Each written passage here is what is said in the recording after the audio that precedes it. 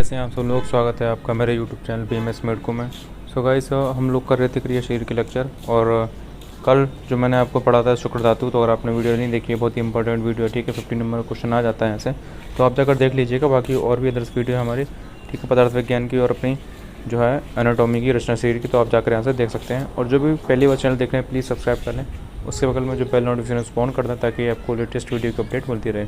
तो चलिए, हमने जो है चैप्टर 7 तक कर लिया था इसको। तो हमारा जो चैप्टर 8 है ना, आश्रय आश्रय भाव, ठीक है, तो उसमें कुछ नहीं है, बस आपको आश्रय और आश्रय भाव का याद रखना है कि कौन किस में क्या होता है, बात पित्त कफ और धातुओं के बीच में, ठीक है, रिलेशन होता है एक, तो वो चीज़ आपको याद रखनी है, ठीक है। कहीं भी आपको टेबल चार्ट मिल जाएगी, आपको उसमें कुछ ज़्यादा नहीं करना, 2 नंबर का आएगा, ठीक है, तो वो आप खुद से कर लेंगे, ठीक है। तो हमारा 9th चैप्टर है जो कि हमारा ओज धातु, तो बहुत ही इंपॉर्टेंट क्वेश्चन आता है यहाँ से, ठीक है, 15 नंबर का क्वेश्चन आता है, तो आपको अच्छे से पढ़िएगा। और आप नोट्स वगैरह लेने की आप मेरे से कॉन्टैक्ट कर सकते हैं, ठीक है, 8532059749, और टेलीग्राम वगैरह के लिंक आपको डिस्क्रिप्शन में मिल जाएंगे, आप वहाँ जाकर ज्वाइन कर सकते हैं।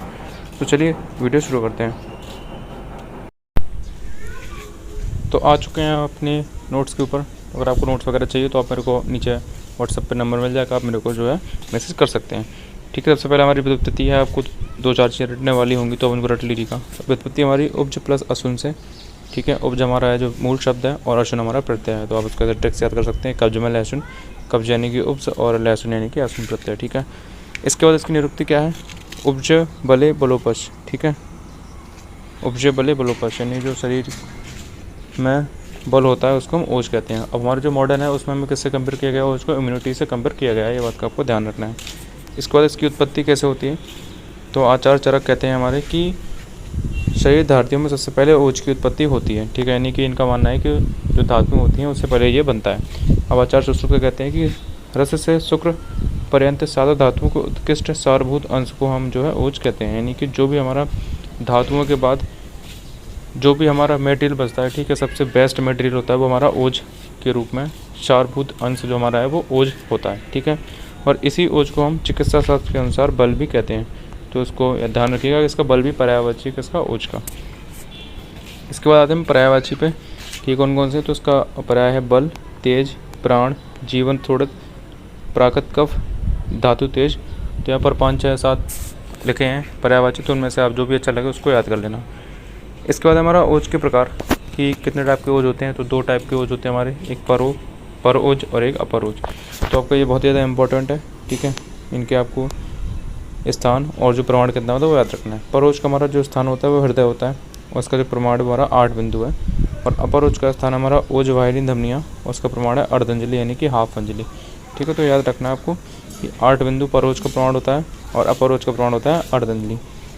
इसके बाद है ओज का स्थान तथा वर्ण कि कैसे कलर का होता है और कहाँ पर होता है, ठीक है। तो ओज का हमारा जो स्थान है, हृदय हमारा है मूल स्थान, और हृदय से जो भी प्रारंभ धमनियाँ यानी कि आर्टरीज निकलती हैं उनको हम जो है ओजवा धमनियाँ बोलते हैं, ठीक है। तो यहाँ पर ये लिखा है ओजवा धमनियाँ। इसका स्वरूप कैसा होता है, घृत के वर्ण का मधुर रसयुक्त होता है और लाजा के समान गंध वाला होता है, ठीक है। तो ये घी के जैसे कलर होता है वैसे ही होता है, मधुर रसयुक्त होता है और लाजा के समान जो है गंध वाला होता है, ठीक है। इसके बाद ओज के गुण, तो आपको ये याद रखने वाला श्लोक बहुत ज़्यादा इंपॉर्टेंट है, ठीक है।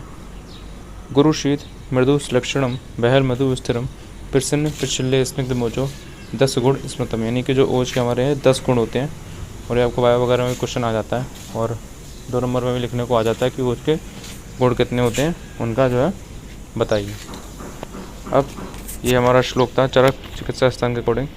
तो यहाँ पर इसके देखिए 10 कौन कौन से गुण हैं, गुरु शीत मृदु लक्षण बेहल मधुर स्थिरम प्रसन्न पिश्चिल और स्निग्ध, ये हमारे जो है 10 गुण हो गए। तो आपको अगर श्लोक याद होता है तो अच्छी बात है, आप कर ही लीजिएगा, क्योंकि ऐसे आप भूल जाएंगे कौन कौन से गुण होते हैं, तो जो श्लोक से आपको अच्छे से याद हो जाएंगे। गुरु शीत मृदु लक्षण बहल मधु स्थिरम प्रसन्न पिश्चिल स्निग्ध मोजो 10 गुण स्मृतम, ठीक है। इसके बाद यहाँ पर आचार्य सुश्रुत के अनुसार क्या बताए गए हैं इसके गुण, देखिए हमारा सौम होता है, स्निग्ध होता है, श्वेत होता है, शीतवीर होता है, शरीर स्थैकारक होता है, यानी कि शरीर को स्थिति प्रदान करने वाला, ठीक है, स्टेबिलिटी। इसका होता है प्रसरणशील और विवेक यानी कि निर्मल धातु आदि गुणों से युक्त, कोमल, पिक्षिल और प्राणों के श्रेष्ठ का आधार। तो यहाँ पर कंपैरिजन की जो भी चीज़ें आप उसको पढ़ लीजिए करिए, क्योंकि जो भी हमारे MD वगैरह में क्वेश्चन आते हैं, ठीक है, तो ये हमारे कंपैरिजन जहाँ से होता है मोस्ट ऑफ वहीं से आते हैं। इसके बाद है हमारा, पर आप अभी जो है ये याद कर लीजिएगा, ठीक है, बाद में जब चरक पढ़ेंगे अगर पढ़ रहे होंगे तो आपको दिख जाएंगे। इसके बाद हमारा ओज के कार, क्या क्या ओज के कार हैं, तो देखिए जो हमारा ओज है उसे बल से मास की स्थिरता व पुष्टि होती है, यानी हमारा जो ओज से हमारी स्थिरता, मास की और पुष्टि होती है। इसके बाद सब प्रकार की चेष्टाओं के लिए शक्ति प्राप्त होती है, किससे? ओज से। स्वर तथा वर्ण में प्रसन्नता आती है, ठीक है, जो हमारा स्वर और वर्ण है उसमें प्रसन्नता हमारी आती है। बल से ही बाह्य इंद्रियाँ, कर्मेंद्रियाँ और अभ्यंतर इंद्रियाँ अपने अपने कार्यों में प्रवृत्त होती हैं, यानी कि जो हमारा ओज जो हमारी, ठीक है, वो हमारी ज्ञानेंद्रिय और कर्मेंद्रिय अपने अपने कार्यों में प्रवृत्त कराने की जो भी उसकी क्रिया है वो इसके थ्रू ही होती है, ठीक है, ओज के माध्यम से। और ओज शरीर के विकारों को रोकने तथा नष्ट करने में सामर्थ्य है। तो आपको पता ही, इम्यूनिटी हमारे क्या करती है, बॉडी में डिसीज नहीं होने देती है, ठीक है। इसके बाद हमारा आता है ओज क्षय के कारण, कि ओज जब हमारा क्षय हो जाता है तो क्या कारण होते हैं। तो देखो याद रखना, जो भी नोट्स जिन्होंने लिए हैं, ठीक है, जो वीडियो लेक्चर देख रहे हैं और जो नोट्स ले रहे हैं, तो आपको एक बार पढ़ लीजिएगा। मैं बता रहा हूँ यहाँ पर जो ओज क्षय के कारण है ना, वो आपको जो दे रखे हैं ना, ये टोटल 3 होते हैं, ठीक है। सबसे पहले हम यहाँ शुरू करेंगे ओज वृषवन के कारण, उसके बाद हमारा ओज व्यापक के लक्षण आते हैं और उसके बाद ओज क्षय के लक्षण आते हैं। तो अब जब भी आप पेपर में लिखें तो आप ऐसे करके लिखिएगा कि इसके 3 कारण होते हैं। सबसे पहले हमारा ओजो विश्रवण, उसके बाद ओजो व्यापक और उसके बाद हमारा क्षय के लक्षण, ठीक है। जो सबसे पहले क्या है ये वाली लाइन आपको यहाँ पे लिखनी है कि ओज क्षय अथवा बल क्षय की उपरोक्त 3 अवस्थाएं होती हैं। प्रारंभ में विश्रवण के लक्षण शरीर में प्रकट होते हैं, यदि उस समय उपचार नहीं किया जाता है तो व्यापक के लक्षण प्रकट होते हैं और फिर ओज क्षय, यानी कि जो हमारा रोग होता है वो श्राद्ध से अश्राद्ध की ओर चला जाता है। असाध रोग कौन कौन से जिनकी चिकित्सा नहीं होती है उनको असाध रोग बोलते हैं, ठीक है। सो हमारे क्या क्या लक्षण, सबसे पहले फर्स्ट नंबर आता है ओज विश्रवण के लक्षण क्या क्या है। संधियों में ढीलापन, ठीक है, अंगों में थकान, तो आप इसमें 4 कर लेना, मैंने जो टिक लगा रखे हैं। संधियों में ढीलापन, अंगों में थकान, दोषों का अपने स्थान से भ्रष्ट हो जाना और शारीरिक, मानसिक तथा वाचिक क्रियाओं का सही से ना होना और थोड़े परिश्रम से ही थकावट होना, ये हमारे जो है ओजो विश्रवण के लक्षण है। इसके बाद आता है हमारा ओजो व्यापक के लक्षण, कौन कौन से होते हैं। तो देखिए ओज व्यापक के लक्षण हमारे हैं, शरीर के अंगों में गुरुता यानी कि हैवीनेस आती है, स्तब्धता यानी कि जकड़ान सी होती है, ठीक है, वातिक शोक का आई थिंक होता है, स्वेलिंग होती है शोक में, ठीक है, कंफर्म कर लेना आप एक बार। और उसके बाद है वर्ण का अन्यथा अभाव होना, कलरेशन अपने बॉडी स्किन का, ठीक है, वो कलरेशन चेंज हो जाता है। इसके बाद है ग्लानि, तंद्रा और अतिनिद्रता, आलस आएगा हमको, ठीक है, तंद्रा, आलस और बहुत ज़्यादा नींद आएगी, तो ये हमारे ओज व्यापक के लक्षण हैं। इसके बाद हमारी थर्ड स्टेज है ओज क्षय के लक्षण, क्या कहें, अभिघात यानी कि एक्सीडेंट, अभिघात का मतलब जस्ट एक्सीडेंट होगा, इतना अगर आपको याद करना तो कर लीजिए, बाकी आप जो इसके अलावा जो है वो भी याद कर सकते हैं। धातु क्षय होगा, ठीक है, मात्रा धातु का क्षय होगा, क्रोध आएगा हमको, शोध का, इसके बाद चिंता और मूर्छा भी होगी और सीमा से अधिक परिश्रम भी जो है ओज के क्षय के कारण, ओज का क्षय का कारण हो सकता है, ठीक है। और लास्ट में क्या होगा कि मृत्यु हो जाएगी। अनशन से भोजन का ओज का क्षय होता है, अगर आप ज़्यादा टाइम तक व्रत रखते हैं तो उससे भी हमारा जो है ओज का क्षय होता है, ठीक है। इसके बाद हमारा है मृत्यु, ये इसके बाद अगर ट्रीटमेंट नहीं लिया गया तो जब मृत्यु हो जाएगी। सो यहाँ पर ये ओज के कारण हो गए कंप्लीट। इसके बाद हमारा आता है ओज का व्याधि क्षमत्व कर, ठीक है, ये 5 नंबर में भी आ सकता है, तो अगर आपको 15 में आए तो पूरा लिखना है और 5 में आए तो आपको इतना इतना लिखना है।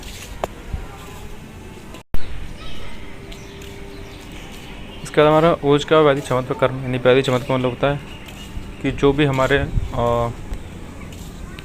बैक्टीरिया वायरस से लड़ने की जो भी क्षमता होती है उसको हम व्याधि क्षमत्व कर्म बोलते हैं, ठीक है।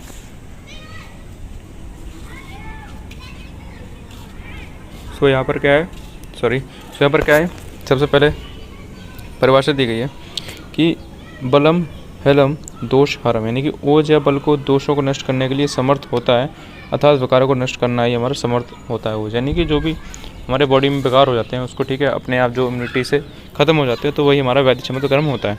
और ठीक है, यही हमारा जो ओज का प्रधान कर्म है और इससे शरीर का अपक्षय यानी कि डिजनरेशन, अपक्षय होता है, क्या होता है यार, अपक्षय मतलब कम होना, ठीक है।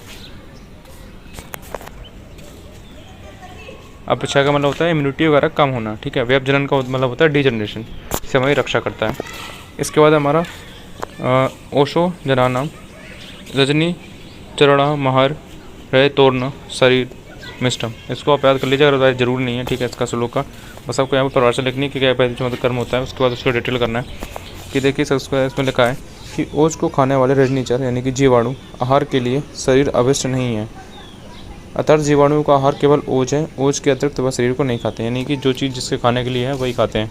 अब जैसे हमारे जो वायरस बैक्टीरिया होते हैं, ठीक है, वो इम्यूनिटी पे अफेक्ट करते हैं, तो इसमें यही लगा है कि ओज को खाने वाले जीवाणुओं के आहार के लिए शरीर अभिष्ट नहीं है, वो अपने शरीर को नहीं खाते हैं परंतु जो है ओज को खाते हैं। अर्थात शरीर को हानि पहुंचाने वाले जीवाणु यदि ओज को नष्ट करने की चेष्टा करते हैं तो क्या होता है कि बैक्टीरिया वायरस एंड ओज के बीच में एक संघर्ष होता है, यानी कि लड़ाई होती है, ठीक है। यदि जीवाणु प्रबल है तो शरीर में ओज का नाश शरीर को व्याधि क्षमता शक्ति खत्म कर देता है, नष्ट हो जाती है। अगर यदि बैक्टीरिया वायरस ज़्यादा हैवी है, ठीक है, तो हमारा जो है इम्यूनिटी लो हो जाएगी और हमारी डिसीज हो जाएगी हमें, ठीक है, वही यहाँ पर लिखा है। और यदि शरीर में व्याधि प्रौढ़ होकर शरीर को नष्ट कर देती है, और यदि हमारा इम्यूनिटी ज़्यादा अच्छी है हमारी, ठीक है, और कोई भी डिसीज़ अपने को हो जाती है तो करता है वो हमारी जो इम्यूनिटी होती है उसे लड़के उसको ख़त्म कर देती है, ठीक है। शरीर में प्रतिजन तथा प्रतिकाय में संघर्ष होता है। यहाँ पर प्रतिजन का मतलब है एंटीजन और प्रतिकाय का मतलब है एंटीबॉडी, ठीक है।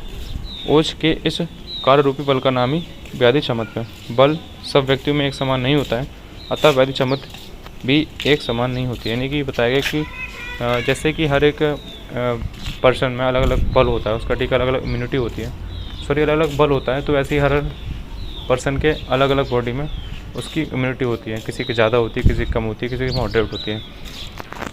सो यहाँ पर बल के भी 3 टाइप्स बताए गए हैं, तो क्वेश्चन आता है 2 नंबर का, ठीक है, कितने प्रकार के बल होते हैं, तो 3 प्रकार के बल होते हैं। कौन कौन से? सहज, कालज और युक्तिकृत बल। तो सहज बल क्या होता है कि जो हमारा स्वाभाविक बल है, ठीक है, अपने जो शारीरिक मानसिक जो अपने अंदर है ऑलरेडी पहले से, ठीक है, ये अपने व्यक्ति में अपना अपना होता है। इसके बाद हमारा कालज बल होता है। कालज मतलब काल यानी कि ऋतु के अकॉर्डिंग जो आता है, तो ऋतु काल के अधिक प्रभाव से जो बल हमें प्राप्त होता है उसको हम कालज बल कहते हैं। ये हमारा प्रत्येक व्यक्ति में समान नहीं होता है। इसके बाद आता है युक्तिकृत बल, यानी कि आहार विहार और चेष्टाओं के द्वारा जो परिचित बल होता है वो हमारा कहलाता है युक्तिकृत बल, और यह सभी व्यक्तियों में एक समान नहीं होता है, यानी कि ये भी हमारा सभी में एक जैसा नहीं होता है। इसका आता है व्याधि क्षमत। यहाँ पर उसका थोड़ा क्लासिफिकेशन दिया गया है, ठीक है, जैसे अपन मॉडर्न में पढ़ते हैं इम्यूनिटी का, नेचुरल और एक्वायर्ड इम्यूनिटी, तो ऐसे ही यहाँ पर है, उसको हिंदी में लिखा गया है कि हमारा जो व्याधि क्षमता है उसके 2 टाइप करें, प्राकृतिक और अर्जित। प्राकृतिक यानी कि सहज नेचुरल, अर्जित यानी कि युक्तिकृत। तो यहाँ पर प्राकृतिक की हमारी 3 आती हैं कैटेगरी, एक हमारा वंशगत स्पीसीज से मिलता है, एक जातिगत, रेशियल और एक व्यक्तिगत, ठीक है। ऐसे ही हमारा युक्तिकृत में क्रियाशील और अक्रियाशील यानी कि एक्टिव और पैसिव इम्यूनिटी। इसके बाद है हमारा क्रियाशील में आती है हमारी 2, एक तो स्वयं व्याधि जनित और कृत्रिम प्रतिष्ठ, यानी कि जो अपने आप ही बॉडी बना लेती है ड्यू टू स्पेसिफिक डिसीज़, उसको बोलते हैं स्वयं व्याधि जनित। और कृत्रिम यानी कि जो हम बाहर से वैक्सीनेशन वगैरह करवाते हैं उसको हम कृत्रिम प्रतिष्ठ बोलते हैं। और यहाँ से भी क्वेश्चन आता है कि बल वृद्धि कर भाव कौन कौन से हैं उसको लिखिए। तो बल वृद्धि का मतलब जो भी हमारे फैक्टर इंक्रीज़ करते हैं इम्यूनिटी को, उनको हम बल वृद्धि भाव बोलते हैं, ठीक है। तो यहाँ पर कौन कौन से हैं? 10 फैक्टर हैं, अपन को याद कर लीजिएगा। सबसे पहला हमारा जन्म स्थान, जन्म कुल और जन्म काल। ये जन्म के 3 हैं, स्थान, कुल और काल, ठीक है। इसके बाद हमारा संपन्न से हमारे हैं 5, कौन कौन से? संपन्न बीज क्षेत्र गुण, संपन्न आहार, संपन्न शरीर, संपन्न सात्म्य और संपन्न सत्व। ये हमारे हो गए 5 संपन्न से। इसके बाद हमारा स्वभाव, संसिद्धि यानी कि नेचुरल मैकेनिज्म ऑफ बॉडी। इसके बाद हमारा यौवन और इसके बाद हमारा कर्म संघर्ष, ठीक है। तो हमारे 11 फैक्टर हैं जो हमारी इम्यूनिटी को बूस्ट करते हैं, ठीक है। इसके बाद हमारा ओज वृद्धि, कहाँ गया ये रहा? तो ओज वृद्धि का लक्षण है कि जब हमारा ओज वृद्धि हुई तो मन प्रसन्न होगा, देह की पुष्टि होगी और इंद्रियों में बल जो है वो होगा, ठीक है। तो ये हमारा जो चैप्टर है वो ओज का ये भी कंप्लीट हो चुका है। 15 number question, 5 number question, 2 number का यहीं से आता है, तो बच्चे से इसको एक बार पढ़ लीजिएगा, ठीक है। दोबारा पढ़ लीजिएगा, वीडियो देख लीजिएगा, एक बार समझ नहीं आता तो आप उसको दोबारा देखिए और चीज़ें तुरंत याद कर लीजिए, जो भी नोट्स ले रखे हैं जिसने भी, तो एक बार आप नोट्स पढ़ लेना, ठीक है, इसको देखने के बाद। और अगर आपको भी नोट्स वगैरह चाहिए तो आप मेरे को कमेंट कर सकते हैं या फिर व्हाट्सएप पे मेरे को कांटेक्ट कर सकते हैं। तो चलिए गाइस, मिलते हैं नेक्स्ट वीडियो में, तब तक के लिए bye bye and take care.